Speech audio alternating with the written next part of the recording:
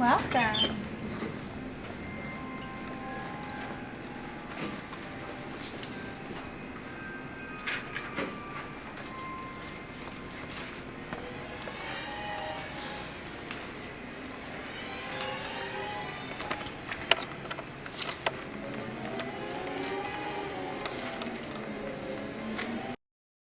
Hi, I'm Ms. Grantham and welcome to my biology class.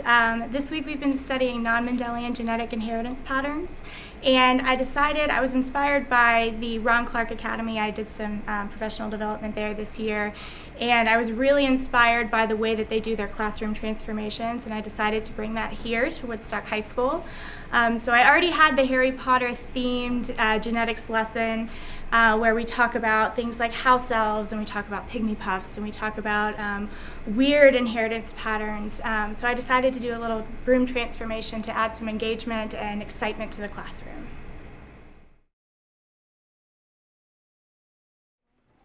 All right, great. Everybody remember, we are at Hogwarts today, so none of your muggle contraptions work. Phones away. Phones away, no distraction. You are, however, invited to have a quill out. Please have a quill out in the back. All right, we are going to start at number 11. Number 11 in your Harry Potter genetics review, and you're focusing up here with me. Okay? Number 11 begins non-Mendelian or complex inheritance patterns. Okay? Everybody at number 11. Fantastic. All right, we are going to move forward. All right, a couple different rules of inheritance. The different types of inheritance patterns we've been studying. We've talked about incomplete dominance. We've talked about codominance. We've talked about multiple alleles. We have talked about epistasis. We have talked about polygenic traits, all of which are going to be on your test tomorrow. Okay? So let's start with the first inheritance pattern that does not follow typical Mendelian rules. Okay, so the first thing we're going to talk about is incomplete dominance. Now remember, with incomplete dominance, you have one dominant allele, but it doesn't completely mask the recessive one. So when you have a heterozygote individual, what do they typically look like, Sophia? When you have a heterozygous individual showing incomplete dominance, what does that usually look like?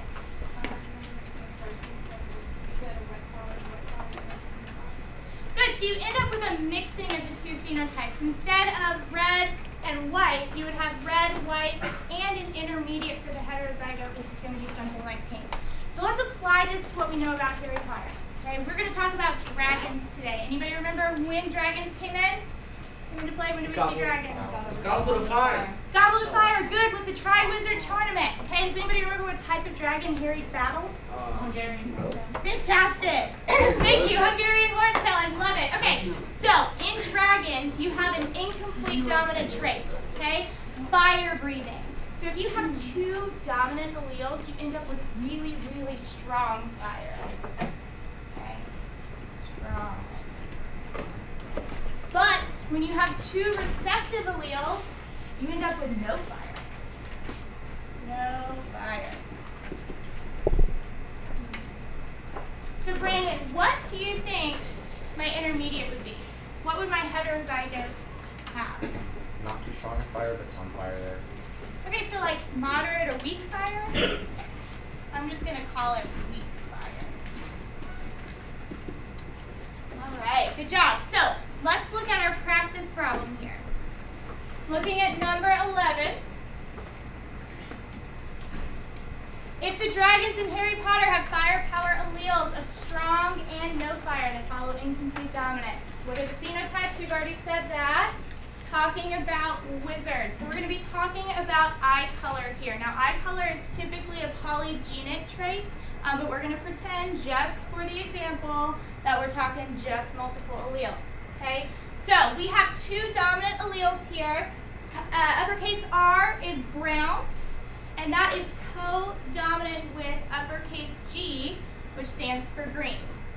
Okay? Lowercase b, or blue, is recessive to both of those. All right, so we're going to be talking about Harry's eyes. What is so important about Harry's eyes from the books? Anybody remember? They're green. They're like his mom. They're like his mom. Good. They are green, and they're just like his mom's, which, spoiler alert, is very, very important down the road in the 7th book. So, we have Harry's parents' genotypes. Lily is going to be homozygous green. James is going to be heterozygous. Now, this is going to show both brown flecks and green flecks, which in humans we call that hazel. So we are assuming that James has hazel eyes and he is heterozygous. His wife Lily has homozygous green eyes. I want you to do the Punnett square. All right, Dylan, tell me what was the percent chance that Harry would have ended up with green eyes? 50%. Good. It was a 50% chance of green and a 50% chance of what, Ian? Good. Perfect. So 50-50 chance. He could have had hazel. He could have had green. Now let's look at our next problem. We're going to X-linked genes. Okay. Before we get there, somebody tell me what's different about X-linked. Yes, ma'am. They're more common in guys because guys can't be a carrier because they only have one chance to be. Good. X-linked recessive genes are more commonly expressed in males because they only get one copy of what? Good. They only get one X chromosome, which means that they only receive one copy of those genes that are located there. Okay? So we're going to apply X-linked genes to Harry Potter's world. And I love this one, okay? So in Harry Potter, you have these things called animagus, and it means that they can turn into an animal at will. Does anyone remember who can do that from the books or from the movies? What? Sirius Black, James Potter, Harry's dad. Turns into a cat. The lady that turns into a cat, she's my favorite, Professor McGonagall, absolutely. So, we're going to talk about Harry in particular. His father was an animagus. He was able to turn into a stag, which is just a very large deer, okay? So he was able to turn into a stag. His mother, on the other hand, was not an animagus, and she had no history of that ability in her family. Somebody, well, everybody actually, draw a Punnett square to explain why Harry is not an animagus.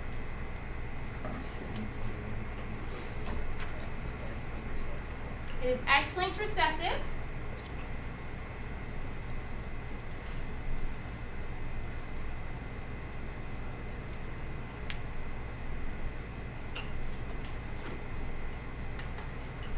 I'm going to leave the problem on the board, but I'm going to come around and check.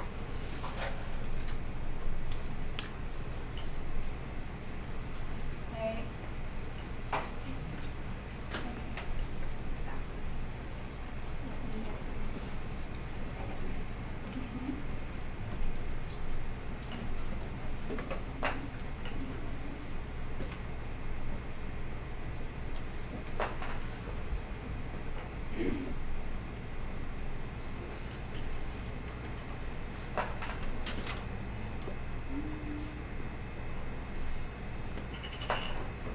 Which one of these represents him?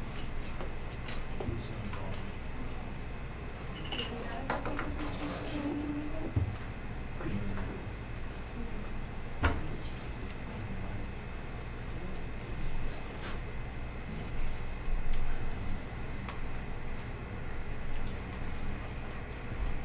Okay, do I have a volunteer to show me how to solve this on the board? Anybody, anybody? Willing to solve it on the board? Carly, saw your hand first. It is.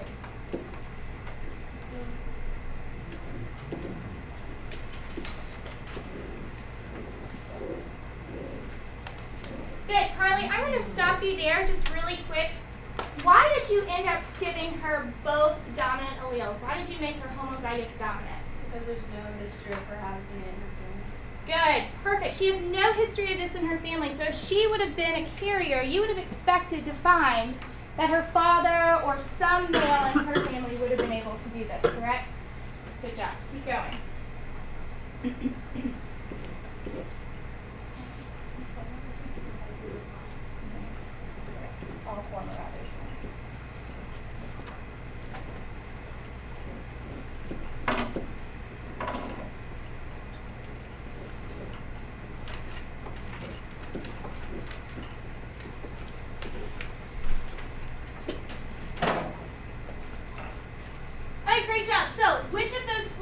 represents Harry? Will you circle it with a different color? Represents Harry. Yes. 2 of the 4 can represent Harry. Which ones are they? Good. Perfect. Okay, so if we are looking at, great job. Thank you. So if we are looking here at our possible genotypes for males from this cross, we see that it's not possible for Harry to be an animagus, correct?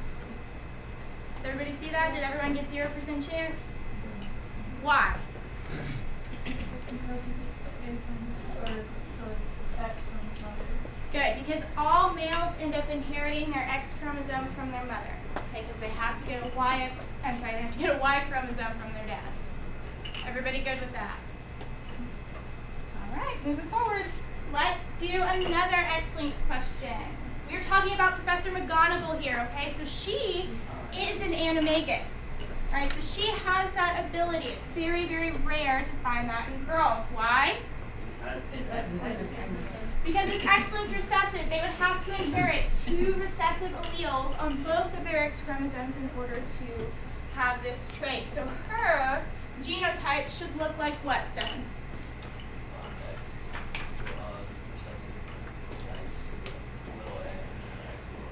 Good. Okay, so that is Professor McGonagall. Her husband is not an animagus. I want you to show me a Punnett square that shows the probability of them having animagus children.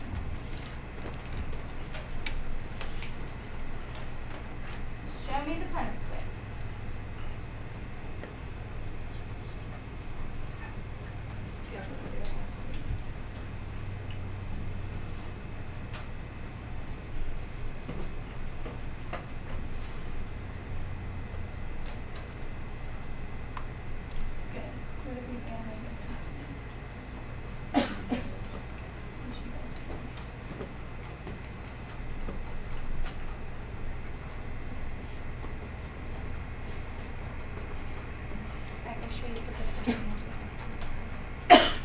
Alright guys, I'm seeing good work. Now, we're getting in the habit of where we're just writing down our Punnett squares. Remember, you've got to make a summary out to the side regarding ratios or percentages of offspring that inherit certain traits. It's not enough that you can do the Punnett square. You have to be able to draw information from it. Perfect. So from this cross, you can expect 50-50 percentages of making an animagus versus not. But if they are an animagus, if an offspring is born with this ability, it would have to be male. Guillermo, can you explain why the females cannot be an animagus from this cross? Because females have 2 X linked traits, and one of the X's comes from the father. The father has the dominant allele. Perfect. Perfect answer. So if you guys didn't hear that, he said females get 1 X from mom, 1 X from dad. Okay? The only X chromosome from the father has a dominant allele. Therefore, the females have to show the dominant trait. They will end up being something. Good. They'll end up being carriers for this trait. All right, let's go to the next one. I love this one. All right, the creatures we're going to talk about here, we're going to be talking about pedigrees first of all. And the creatures that I want to talk about, they're not super common, not super popular from the movies. They kind of skip right over them. So I brought you guys an example from Harry Potter World. This is a pygmy puff. Okay, so this is a pet that wizards have in the wizarding world of Harry Potter. Okay, and we are tracing a trait through a pedigree of pygmy puffs. What's a pedigree? Say it really loud. It's a family tree, but it tracks traits. Good. It's a family tree, but it tracks traits. Absolutely. We are actually going to be tracking the color, the coat color for pygmy puffs. Okay. So looking at it, we can see that the unshaded in boxes are going to be pink. The shaded in boxes are going to be purple. Okay. We are tracking a recessive trait today.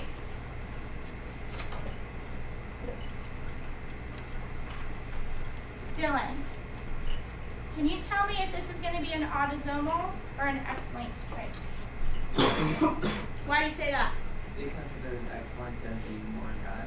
Perfect. So we have 4 females that are colored in and 3 males. If this was X-linked recessive, we would expect to see what? Way more males colored in. Absolutely. So this is going to be an autosomal recessive trait.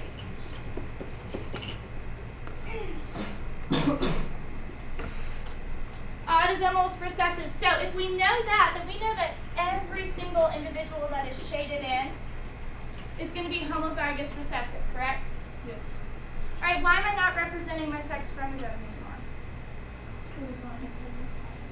Or Good, Y-linked. because it's not X-linked. You only do that when it's an X-linked trait. Okay, we need to find out what is the genotype of individual 2-7. First of all, circle it on your paper. Individual 2-7, circle that person on your paper. What gender is it, and is it shaded in? Male. Good. Male, and he is not shaded in. He is right here. So we are focusing on his family. Okay?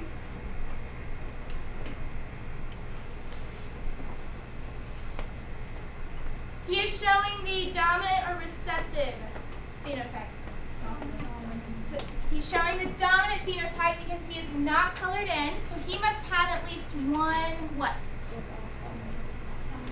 Good, dominant allele. What's his second allele? The recessive. Aaron, you say little r or the recessive allele. Why do you say that? Because if he had a dominant allele, then none of them would have none of them would be pink. None of them would be shaded in. So you're saying if he had 2 dominant alleles, he could not have made homozygous recessive children? Yeah. Yes, perfect answer. Good. Because if we look here with our homozygous recessive individuals, they had to get 1 allele from each parent. Okay? All right, let's move to the next question. It is talking about individual 2-4. Individual 2-4. So I'm going to erase all of this that we've got going on so we can focus. What shape is individual 2-4? It's a circle, so she's female. And she is not shaded in, correct? Did she marry into the family? Yes. Correct. So we can't see anything about her parents. And we got to figure out her genotype. What do we need to do? Okay, we can look at her offspring, but what's her phenotype, first of all?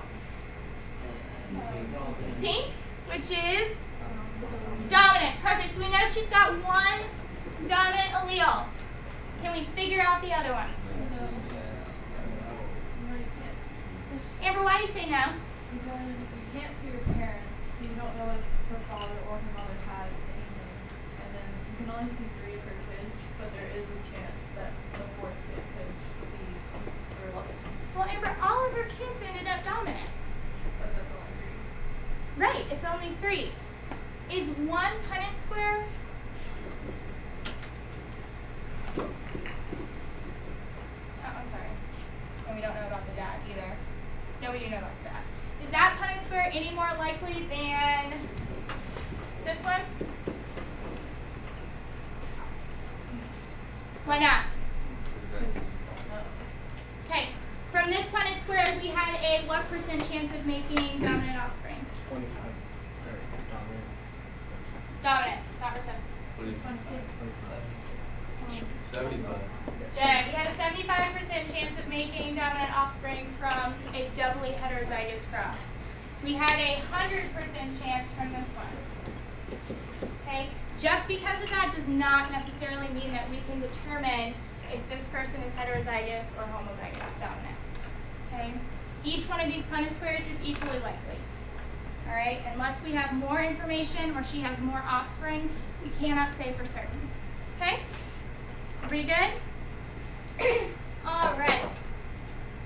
Let's look at our next cross. We're going to talk about one of my favorite characters in the whole books. It's Dobby. Dobby is a house elf, and he is always described as having a very long nose. Okay, so this is an image of Dobby straight out of the books. There's a second character as well that's a house elf in the books. I don't think we ever meet her in the movies now that I think about it, but her name is Winky, and she's described as having a button-shaped nose. Okay, so we're tracing these traits through a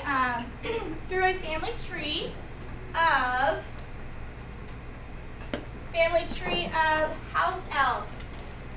The dominant trait here is going to be a button nose. Okay, the recessive trait is going to be a long nose.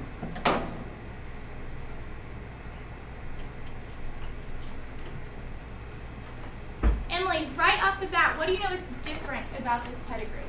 Or what do you notice is different? They're fewer shaded in. Great answer. There are fewer shaded in individuals than there were on the last one. Who are the only individuals that are shaded in? Good. There's only males in this pedigree. What does that tell you? Good. This pedigree is going to be X-linked. And we are tracing a recessive trait. If it's X-linked, when I write their genotypes, what do I have to represent? X and Y. Okay, and you're right, with the exponent or with the superscript. What letter do you want to represent this as? B. B? All right. So, button is dominant. Long is recessive. Remember, we have to make sure that we write out our X chromosomes. And now we've got some questions about individuals found on our pedigree. So I believe the first question is about individual 2-2. So we're looking at this one right here. What's the gender? Good, female. So we have to write out what? Huh? Good, she's got to have 2 X's. She's got to have 2 X chromosomes. Perfect. Can we figure out her alleles? Yes. No. Yes. Yes. Yes. Because. Aaron, why do you say no? Wait. Uh-oh. Oh, never mind. All right. Amber, what do you think? Okay. So her son has the recessive gene, but only males can get their X's from their mother. So she has to have one of the recessive genes. Okay. Great job. So what she is saying is we're looking at her offspring. Okay. So we're looking at her offspring. Her son has the recessive allele. It must be located on, we're using these, his X chromosome. He must have gotten that X from his mom. Therefore, she must be a carrier of that recessive trait. What's her phenotype, however? She doesn't.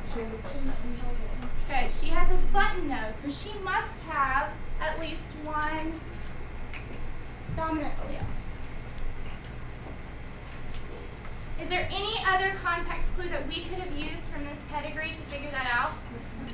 Good. Her parents. Okay, she did not marry into this family, so we also have information about her father and her mother. What context clue could we have used? What would have told us that she's a carrier from her parents? Good. Her father is also recessive. Okay, so he passed that X chromosome on to her. She passed it to her son. Everybody good on that?